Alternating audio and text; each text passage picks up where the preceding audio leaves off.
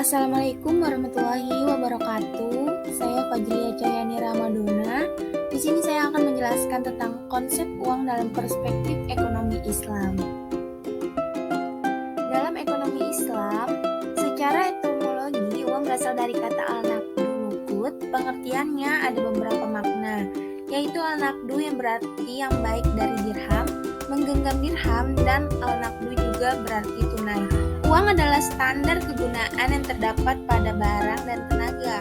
Uang didefinisikan sebagai sesuatu yang dipergunakan untuk mengukur tiap barang dan tenaga.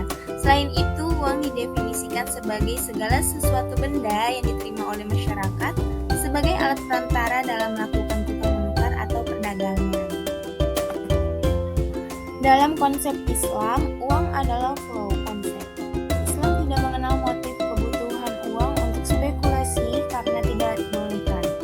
Uang adalah barang publik milik masyarakat. Karenanya, penimbunan uang yang dibiarkan tidak produktif berarti mengurangi jumlah uang beredar.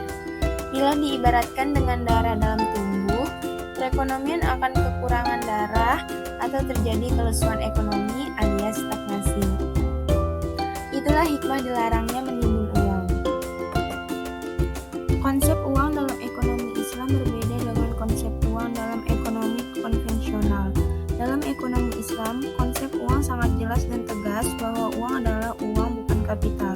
Sedangkan uang dalam perspektif ekonomi konvensional diartikan secara interchangeability atau bolak-balik, yaitu uang sebagai uang dan sebagai kapital. Uang memiliki fungsi sebagai perantara untuk pertukaran barang dengan barang, juga untuk menghindarkan perdagangan dengan cara barter. Secara lebih rinci, fungsi yang dibedakan menjadi dua, yaitu fungsi asli dan fungsi turunan. Fungsi asli uang memiliki tiga fungsi, yaitu sebagai alat tukar, sebagai satuan hitung, dan sebagai penyimpanan nilai. Lalu ada fungsi turunan uang yang mempunyai fungsi yaitu sebagai uang sebagai alat pembayaran yang sah, uang sebagai alat pembayaran hutang, uang sebagai alat pendorong kegiatan ekonomi. Ahmad Hasan menjelaskan bahwa dalam Islam tidak ada yang disebut dengan uang.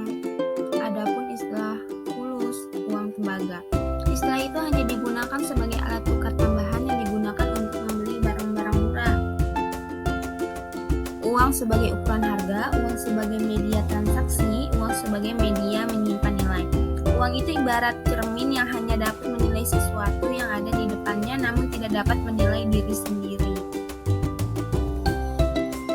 Uang dalam ekonomi Islam adalah sesuatu yang bersifat flow konsep, bukan stok konsep. Uang harus selalu mengalir beredar di kalangan masyarakat dalam kehidupan ekonomi karena uang itu adalah public goods. Tidak mengendap menjadi milik pribadi dalam bentuk private goods. Teori ekonomi Islam ini agaknya sejalan dengan teori Irving Fisher bahwa menemukan semakin cepat perputaran uang, maka semakin besar income yang diperoleh. Untuk itu, Islam menolak pendapat yang menyatakan uang bersifat stok konsep yang menyatakan uang adalah salah cara untuk menyimpan harta kekayaan. Jenis-jenis uang. Uang mempunyai 3 jenis, yaitu yang pertama ada uang komoditas. Uang barang adalah alat tukar yang memiliki nilai komoditas atau bisa diperjualbelikan apabila barang tersebut digunakan bukan sebagai uang. Namun pada zaman sekarang tidak semua barang bisa menjadi uang. Diperlukan 3 kondisi agar barang dijadikan uang, yaitu kelangkaan, daya tahan, dan nilai tinggi.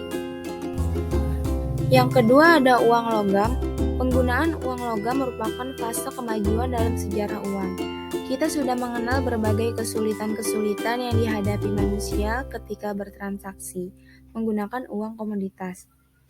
Namun perkembangan kehidupan ekonomi dan peningkatan proses-proses perdagangan membuat sulit untuk terus berlanjut menggunakan uang komoditas.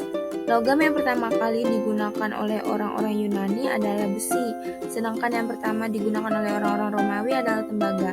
Tembaga dan perunggu tidak digunakan dalam proses transaksi besar. Yang ketiga ada uang kertas. Uang kertas yang digunakan sekarang pada awalnya adalah dalam bentuk banknote atau bank promise dalam bentuk kertas, yaitu janji bank untuk membayar uang logam kepada pemilik banknote ketika ada permintaan. Karena kertas ini didukung oleh kepemilikan atas emas dan perak, masyarakat umum menerima uang kertas ini sebagai alat tukar. Ada beberapa kelebihan penggunaan uang kertas dalam perekonomian, di antaranya mudah dibawa, biaya penerbitan lebih kecil ketimbang uang logam, dapat dipecah dalam jumlah berapapun. Time value of money dalam Islam. Konsep time value of money atau yang disebut oleh para ekonom sebagai positive reference menyebutkan bahwa nilai komoditi pada saat ini lebih tinggi dibanding nilainya di masa depan.